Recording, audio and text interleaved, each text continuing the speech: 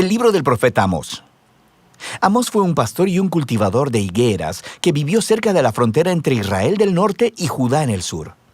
El norte había obtenido su independencia unos 150 años antes, recuerda Primera de Reyes capítulo 12, y estaba siendo gobernado por Jeroboam II, un exitoso líder militar. Él ganó una gran cantidad de batallas y de nuevos territorios para Israel y generó muchas riquezas. Pero a los ojos de los profetas, él era uno de los peores reyes. Su riqueza lo llevó a la apatía y a permitir la adoración idólatra a los dioses de Canaán, lo que lo condujo a la injusticia y a ignorar a los pobres, y llegó a un punto en que Amós no pudo soportarlo más. Él sintió que Dios lo llamó a ir hacia el norte, hasta Betel, una ciudad importante que tenía un gran templo, y empezar a anunciar la palabra de Dios al pueblo. Y este libro es una colección de los sermones, poemas y visiones que pronunció a lo largo de los años. Fueron compilados posteriormente para comunicar al pueblo de Dios acerca del mensaje divino al reino del norte, y es un mensaje que todavía necesitamos escuchar hoy. El libro tiene un diseño bastante claro. Los capítulos 1 y 2 son una serie de mensajes a las naciones y a Israel.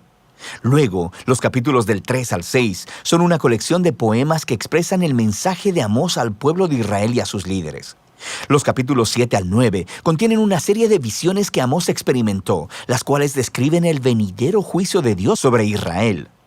Entonces, el libro inicia con una serie de poemas breves que acusan a todos los vecinos de Israel de violencia e injusticia. Y esto es un poco extraño, porque la primera oración del libro dice que Amós va a hablar contra Israel. Pero mira cómo funciona esto. Conforme Amós está nombrando todas estas naciones vecinas, puedes ir a un mapa y ver que él está creando un círculo. Y cuando termina, Israel queda justo en el centro, como un blanco en la mira. Y sobre Israel, Amós desata una acusación poética que es 3 veces más larga e intensa que todas las demás. Él acusa a los ricos de Israel por ignorar al pobre y permitir graves injusticias en su tierra. Específicamente al permitir que el pobre sea vendido a la esclavitud y luego le niegan el acceso a la representación legal. Y Amós pregunta, ¿es esta la familia a quien le fue una vez negada la justicia y quien fuera esclavizada en Egipto? ¿La familia que Dios rescató de la opresión y la esclavitud? Se acabó la fiesta, dice Amós. Dios está harto de soportarlos. Y así, la introducción de la siguiente sección explica por qué. Dios dice, los escogí a ustedes, Israel, de entre todas las familias de la tierra. Esta es una alusión a Génesis 12, sobre cómo Dios llamó a la familia de Abraham para convertirse en bendición de Dios para todas las naciones. Y entonces, dice Dios, esta es la razón por la que los castigaré debido a sus pecados. Israel tenía un gran llamado que venía con una gran responsabilidad, así que su pecado y rebelión les traerían grandes consecuencias. Ahora, esta sección reúne muchos de los poemas de Amós y verás algunos temas repetidos una y otra vez. Primero, él está exponiendo constantemente la hipocresía religiosa de los ricos y de los líderes de Israel. Él describe cómo ellos asisten fielmente a las reuniones religiosas, dando ofrendas y sacrificios, todo mientras descuidan al pobre e ignoran la injusticia. Y Amós dice que todo esto es una farsa, que Dios en realidad odia la adoración que ellos le profesan, porque está completamente desconectada de la forma como tratan a las personas. Dios dice que una verdadera relación con Él transformará las relaciones entre las personas. Y así, el llamado de Amós a la verdadera adoración es el permitir que el juicio fluya como las aguas y la justicia como una corriente inagotable.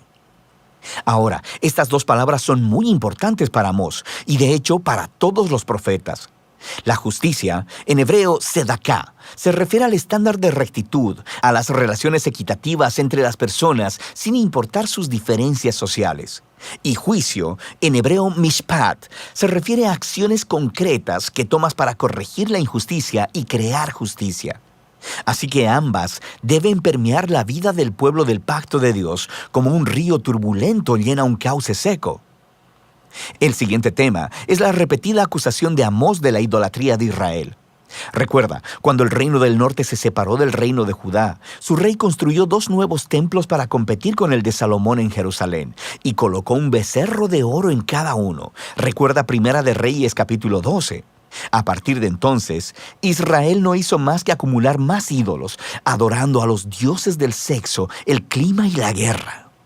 Y en la perspectiva del profeta, la adoración a estos dioses siempre llevaba a la injusticia, porque estos dioses no requerían el mismo grado de justicia y rectitud que el Dios de Israel, sin mencionar que estos dioses eran ellos mismos inmorales, pero no el Dios de Israel. Él es diferente. Así que Él puede decirles de una vez, búsquenme para que vivan. Y justo después de eso decirle a Israel, busquen el bien, no el mal, para que vivan. Así que la verdadera adoración al Dios creador de Israel es sinónimo de hacer el bien, de la generosidad y la justicia. Y así, el tema final en estos capítulos es que debido a que Israel y su rey han rechazado a Amós y a los otros profetas, Dios traerá el día del Señor. Este es un grande y terrible acto de justicia sobre Israel, y específicamente, Amós predice que una nación poderosa vendrá, conquistará y destruirá sus ciudades y llevará al pueblo al exilio. Y sabemos que esta predicción se hizo realidad. Alrededor de 40 años después, el imperio asirio atacó e hizo exactamente lo que Amós había dicho. El libro termina con una serie de visiones que Amós experimentó, y son representaciones simbólicas del venidero día del Señor. Así que él ve que Israel es devastado por una plaga de langostas, y luego por un fuego abrasador, y luego son tragados como una fruta madura. Y en la visión final, Amós mira a Dios golpeando con violencia los pilares del templo de los ídolos de Israel en Betel, y el edificio entero se desmorona. Es una imagen de justicia de Dios sobre los líderes y dioses de Israel, y por fin su final ha llegado.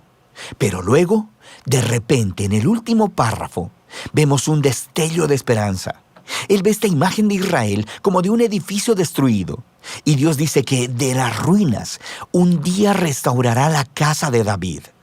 En otras palabras, Él traerá al futuro rey mesiánico de la línea de David y reconstruirá la familia del pueblo de Dios, la cual, sorprendentemente, se nos dice que incluirá personas de todas las naciones. Toda la devastación causada por el pecado de Israel y el juicio de Dios será revertida ese día. Este párrafo final es muy importante. Es la única señal de esperanza del otro lado del juicio y nos ayuda a ver cómo el libro está explorando la relación entre la justicia y la misericordia de Dios. Dios es bueno. Él debe confrontar y juzgar la maldad que está en Israel y en las naciones. Pero sus propósitos a largo plazo son restaurar su mundo y construir una nueva familia del pacto. Así que, a través de las palabras de Amós, escuchamos hoy su llamado de aprender de la hipocresía y del desastre de Israel para abrazar la verdadera adoración de este Dios, la cual nos debe llevar siempre al juicio y la justicia y a amar a nuestro prójimo. Y de eso trata el libro de Amós.